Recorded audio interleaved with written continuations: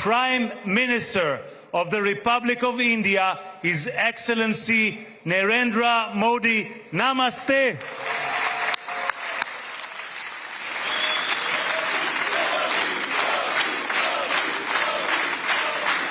अपने दूसरे दौरे के ऊपर हैं इजराइल में, जहां पे उनका कनेसेट से खिताब। मोदी के नारे इजराइल की संसद के अंदर लगे, इनको सुनिए।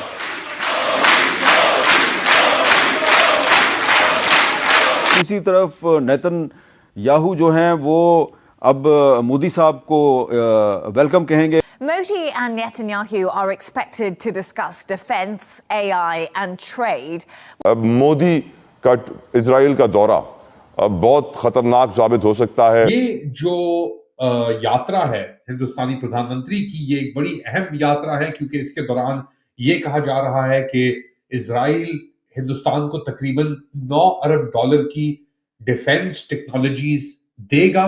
और इस स्टेटमेंट से जो कि नेतन्याहू ने दी है, जाहिर है वो सारी जो उनकी एम्स और ऑब्जेक्टिव्स है वो सामने आ गए। वैसे तो कोई ढकी छुपी बात नहीं थी। इजराइल और इंडिया ऐसी दोस्ती रखते हैं जो शायद कहीं मिसाल मिले, दोनों के बीच में ट्रेड भी अच्छा है। इस दोस्ती से जलन बहुत कई जगह से बदबू आ रही है। कहने के जो उनका डायमंड डोम है, आयरन डोम तो हमने सुना था, डायमंड डोम जो है जिसके ऊपर लेजर टारगेटिंग करते हैं ये प्रोजेक्टाइल्स की, ड्रोन्स की, मिसाइल्स की, वो टेक्नोलॉजी फुल दे रहा है इजराइल इंडिया को। नमस्ते दोस्तों, जय हिंद। हिंदुस्तान स्पेशल में आपका स्वागत है दोस्तों। प्राइम मिनिस्टर नरेंद्र मोदी ने इजराइल की संसद नेसेट को संबोधित किया। यह पहला अवसर रहा जब किसी भारतीय प्राइम मिनिस्टर ने इजराइल की संसद को संबोधित किया है। अपने संबोधन में प्राइम मिनिस्टर मोदी ने एकजुटता का संदेश दिया और आतंकवाद पर भी प्रहार किया। उन्होंने कहा कि आतंकवाद कहीं भी हो, वह हर जगह शांति के लिए खतरा है। मोदी ने कहा कि भारत भी लंबे समय से आतंकवाद का दर्द झेलता आया है। प्रधानमंत्री के ऐतिहासिक भाषण के दौरान इजरायली सांसदों ने कई बार जोरदार तालियां बजाकर सराहना की। प्राइम मिनिस्टर मोदी ने आतंकवाद से पूरी ताकत के साथ निपटने के भारत के दृढ़ संकल्प को दोहराया। प्राइम मिनिस्टर मोदी ने 7 अक्टूबर 2023 को हमास द्वारा किए गए बर्बर आतंकवादी हमले में मारे गए लोगों के परिजनों के प्रति गहरी संवेदना व्यक्त की। इससे पहले जब प्राइम मिनिस्टर मोदी इजराइल की संसद में पहुंचे तो सांसदों ने खड़े होकर मोदी मोदी के नारे लगाए। प्राइम मिनिस्टर मोदी ने कहा कि 1.4 अरब भारतीयों की ओर से शुभकामनाएं। तो चलिए दोस्तों, आज की वीडियो की तरफ चलते हैं। Thank you so much. अपने दूसरे दौरे के ऊपर हैं इजराइल में, जहां पे उनका कनेसेट से खिताब और मुलाकातें इजरायली वजीर आजम बेंजामिन नेतन्याहू के साथ, ऐसे वक्त में जब ईरान के ऊपर अमेरिका का हमला और इजराइल का हमला एक तरीके से इज अ डन डील। अब इंतजार किया जा रहा है कि जी ये हमला कब होगा।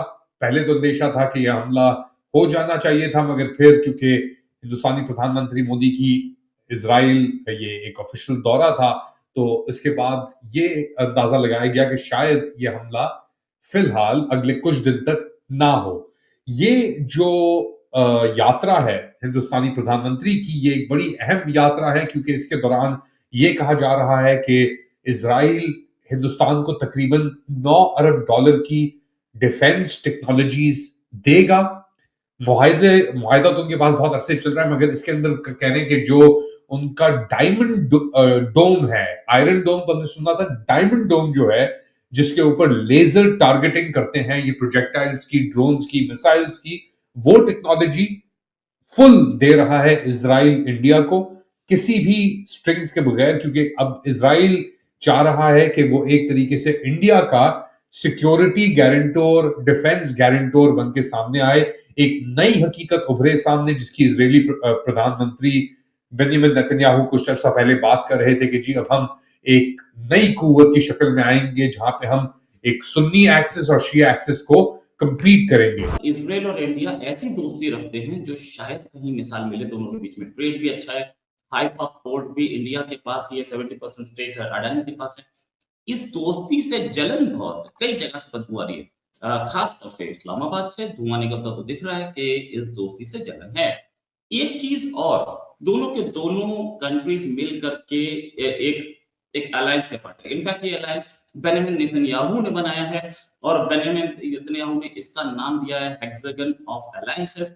इसमें इंडिया, ग्रीस, साइप्रस और कुछ अननेम्ड अरब कंट्रीज हैं, साथ में अफ्रीकन कंट्रीज और एशियन स्टेट्स भी। ये हेक्सागन अलायंस है क्या? ये इस्लामिक फंडामेंटलिस्ट कंट्रीज के खिलाफ है, जो इस्लामिक कंट्रीज हैं जो कि आतंकवाद फैलाते हैं या वो फंडामेंटलिज्म फैलाते हैं या वो दूसरे कंट्रीज को डिस्टेबलाइज करने की कोशिश करते हैं, उनके खिलाफ है। इस अलायंस के से पाकिस्तान को इतनी जलन हुई कि अभी खबर ये आ रही है कि उन्होंने अपनी सेनेट में एक इसके खिलाफ रेजोल्यूशन पास कर लिया। हालांकि अभी ऑफिशियली कुछ डिक्लेयर नहीं किया गया। ये खबर हेक्सागन अलायंस और इंडिया इजराइल दोस्ती किस लेवल पे? हमारे साथ हैं रेजोनेंट न्यूज की मैनेजिंग एडिटर लेविना जी। लेविना जी, बहुत बहुत स्वागत आपका हमारे शो में। लेविना जी, ये हेक्सागन अलायंस और ये इंडिया इजराइल दोस्ती, मतलब जिसे बोलते हैं कि कई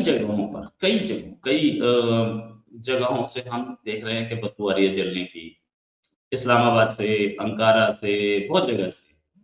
ये गेम क्या है और कितना बड़ा डर लग रहा है, कितना डर लग रहा है इसको? पाकिस्तान से ज्यादा तो मेरे ख्याल से तुर्की को भी होगा, क्योंकि हेक्सागन अलायंस के जो कंफर्म पार्टनर्स हैं उसमें तो ग्रीस, साइप्रस, ये दोनों ही तुर्की के नेबर्स हैं। And Greece, I think Greece and Turkey must be the only two NATO countries जो एक दूसरे के गले पे बैठे हुए हैं काफी सालों से, भिड़ रहे हैं। उसके अलावा साइप्रस, जिसका एक पार्ट तुर्की ने कैप्चर कर रखा है, तो ये तो ऊपर हो गए, यूरोप के साइड में हो गए। फिर इजराइल हुआ, फिर इंडिया हुआ। इसके अलावा इट्स ऑलमोस्ट गिवन कि यूएई होगा। अफ्रीका से सोमाली लैंड हो सकता है, जिसको इजराइल ने रिसेंटली रिकग्नाइज किया है। And it makes complete sense, क्योंकि इजराइल और यूएई का प्लान है कि जो रेड सी के अलोंग जो पोर्ट्स हैं उसको एक एक करके डोमिनेट किया जाए। इसीलिए सूडान में लड़ाई हो रही है। यूएई और तुर्किश एंड कतर के, तुर्की एंड कतर के फोर्सेस एक साथ हैं सूडान में, and then there are UAE forces supported by Russians also. तो वहाँ पे उनके बीच में सूडान में लड़ाई हो रही है। ये सब आप देखो तो top of Africa which is just beside Red Sea हो रही है। फिर आगे एरिट्रिया है, जिसकी अगेन इजराइल के साथ अच्छी पड़ती है। फिर इजिप्ट है, बीच में जिबूती पड़ता है, जहाँ पे सबका बेस है। बट इसमें of course the likely members for the Hexagon Alliance will be Greece, Cyprus, Somaliland, UAE, Israel, India, and maybe Egypt, Morocco, Jordan in the future. These are all countries which have been friendly towards India, UAE, and Israel. And मुझे ये काफ़ी time से हमेशा लगता रहा है कि India, UAE, Israel का, because these are geographically important countries at geographically important places,